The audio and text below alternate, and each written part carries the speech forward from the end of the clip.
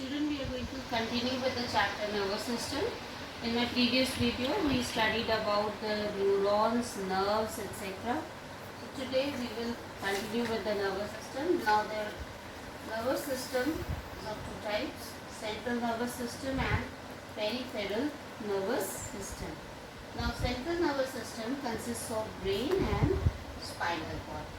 Peripheral nervous system, it can further be divided into two parts: somatic nervous system and autonomic nervous system. Somatic nervous system consists of the skeletal muscles to which the nerves are going, and autonomic nervous system consists of the nerves which are going to the internal organs. Okay, so peripheral nervous system basically comprises of nerves, and central nervous system is comprising of brain and spinal cord. Now, if you look at the brain in the human beings is the largest among all animals.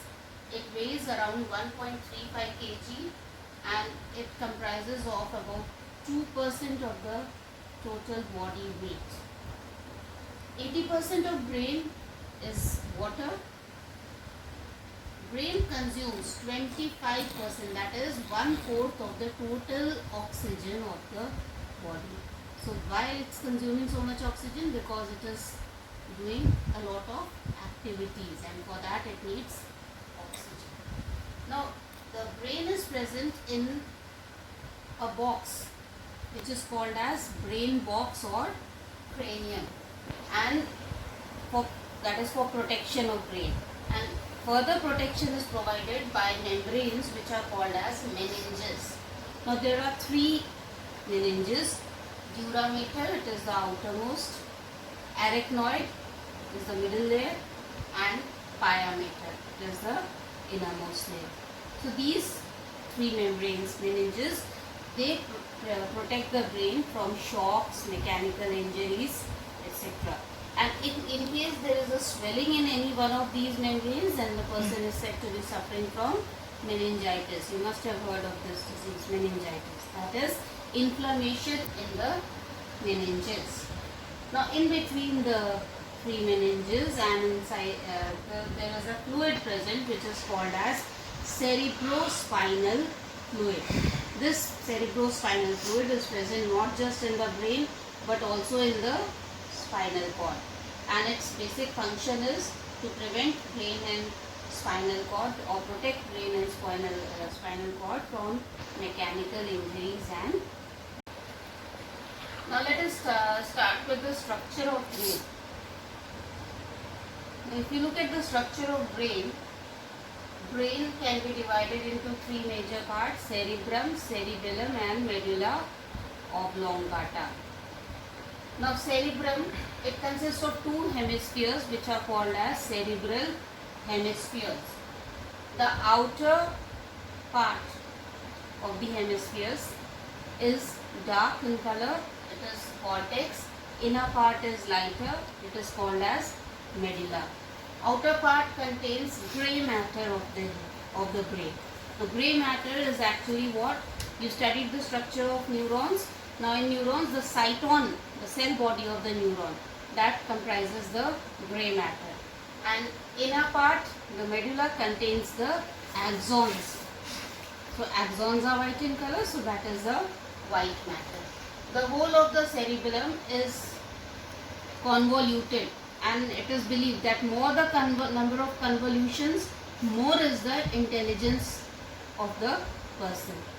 So it's highly convoluted. It consists of grooves and folds. Folds are called as gyri. Grooves are called as sulci. And there is a structure called corpus callosum. This structure, it sends impulse from one cerebral hemisphere of the brain to the other cerebral hemisphere. It maintains the connection between the two cerebral hemispheres of the brain, and in a way it coordinates the body movements. So this is the function of corpus callosum. Then the next part of the brain is cerebellum.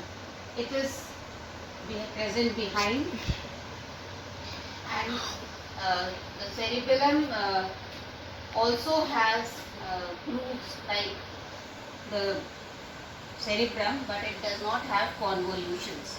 Okay, and it is also you can see branch tubes over here. So this is at the back of the brain, and then there is pons varolai, which leads from the connection between the brain and the spinal cord. The next is medulla oblongata.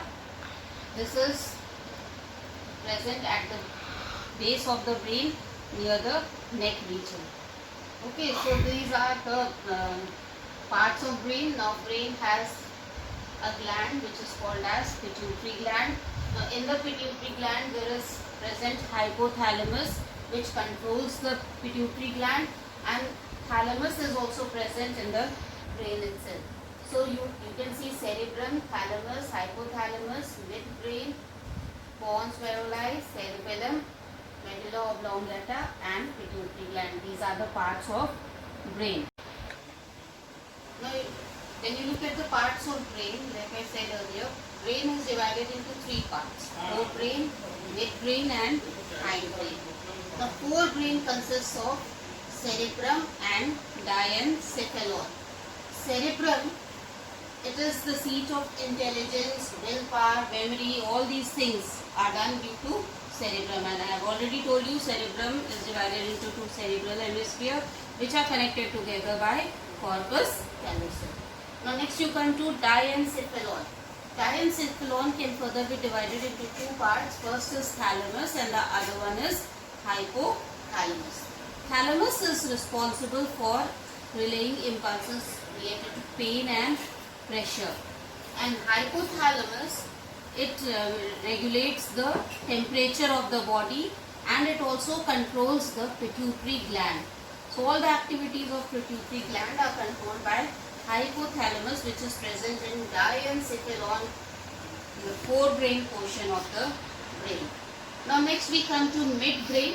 Midbrain, it is in the center. It controls the reflexes of eyes and ears. Third part of the brain, it is called as the hindbrain, which is present behind. It consists of cerebellum. Cerebellum, it coordinates the muscular activity. If when a person drinks alcohol, then which part of the brain will be affected? You've seen after drinking alcohol, the body movements are not coordinated. The person is swinging, even when they speak, their voice is slurred. So it is actually the alcohol has an effect on the cerebellum, and that is why the muscular activity is not proper. Then there is a structure called as pons. What corpus callosum is doing in cerebrum, the same thing pons is doing in cerebellum. Just like cerebrum, cerebellum also has two hemispheres, and corpus callosum is transmitting impulses from one hemisphere to the other hemisphere of the cerebellum. Okay. Next, pons is doing it, and corpus callosum is doing it in the cerebrum. So they are equivalent. Cerebrum is cerebral hemispheres of cerebrum. Their muscular impulses are conducted through corpus callosum, and in cerebellum it is conducted through pons. Now next is medulla oblongata. It controls the activity of internal organs like heartbeat and all that. So and it is, like I told you, at the base near the neck region. So when a person strangles himself to death, it is the medulla oblongata which stops functioning and causes the death of the individual. So these are the parts of the brain and the function which they are performing. The remaining we will do